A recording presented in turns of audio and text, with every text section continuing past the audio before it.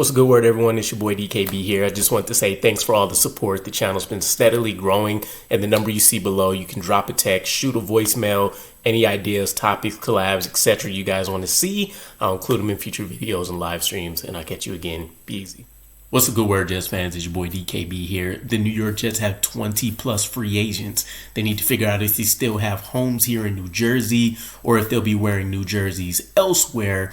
But Aaron Glenn's been, and Darren Muji, they've been hush-hush as it relates to who are potential candidates to return, what are targets that we want to look at. Everything that I've seen so far has pretty much been speculation. But one of the players that has been a staple on this defense since earning a starting opportunity, but really has flown under the radar, is safety Tony Adams. A room that was going to look drastically different, in my opinion, depending on Aaron Glenn and Darren Muji and how much they wanted to invest. We still needed two starters. We at least need another depth rotational piece to go here as well. And free agency really just felt like an opportunity where we can grab one guy at the very minimum. We're probably not going to get a Jeremy Chin, who I really like, or Javon Holland, who I talked about with Ian from Jet Central, who he really loves. And then a few of you in the chat have mentioned Reed from the Chiefs as an option to potentially come over as well. But all in all, it seems like we're willing to go in-house to at least find one of the answers. And here's the big draw here. We know two names so far, I guess, with this recent news here that Aaron Glenn may be interested in working out deals with. We talked about Jamie Sherwood, which was a little bit of a shocker just because, you know, you're kind of having a carbon copy clone of a Quincy Williams, if you will, but maybe they look at him as the longer term answer since Quincy's turning almost 30.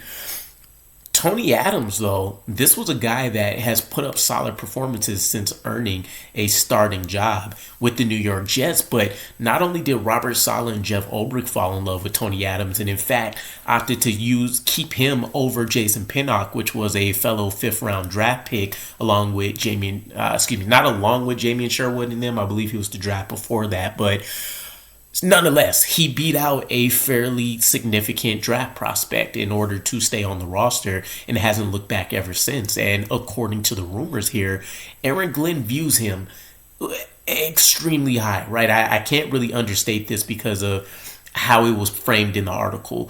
Not only is he viewed as an ideal scheme fit for Aaron Glenn's scheme and Steve Wilks, which, mind you, both of those individuals operate their safeties in a much different manner than what Robert Saleh and Jeff Ulbrich really asked. It was, to be honest, it was a very minimalist approach. You didn't see a ton of complexity or a ton of multiple responsibilities necessary that the safeties had within Robert Saleh's scheme. So there's going to be an uptick in things here. But not only is he an ideal scheme fit, the rumor that was put out there is that they think that he could replace and play the same kind of role that all-pro Kerby Joseph had for the Lions defense. Now, there's two ways of looking at this.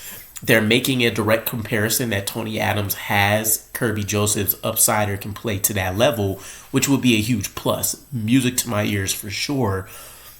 Two, they're simply just saying from the responsibilities that Kerby Joseph would have, we feel like Tony Adams can accomplish the same things. Doesn't mean he'll play at an all-pro level, but he's going to give us, from a starter standpoint, the level of play that we're looking for. And from everything we know about Tony Adams, he keeps his head down. He doesn't make waves. He's hardworking, very blue-collar type mentality.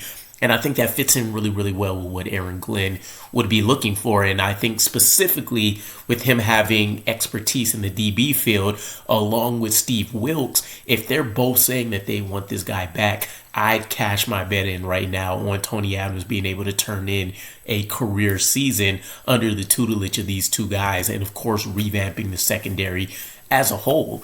So one of the things we need to know here, there's a couple of tags that we can hit Tony Adams with. There's the first round tender, which means that if a team wants to sign him, they'll have to give us a first round pick. Very unlikely. There's a second round tender, essentially the same thing, and each of these are coming at slightly different price tags. I don't recall what the numbers were actually, but I think they're floating around the high threes to like mid fours range, right? 4.6-ish, let's call it, to like 3.5. Then you have the right of first refusal, and according to the reports, this is what the New York Jets will look to tag Tony Adams with.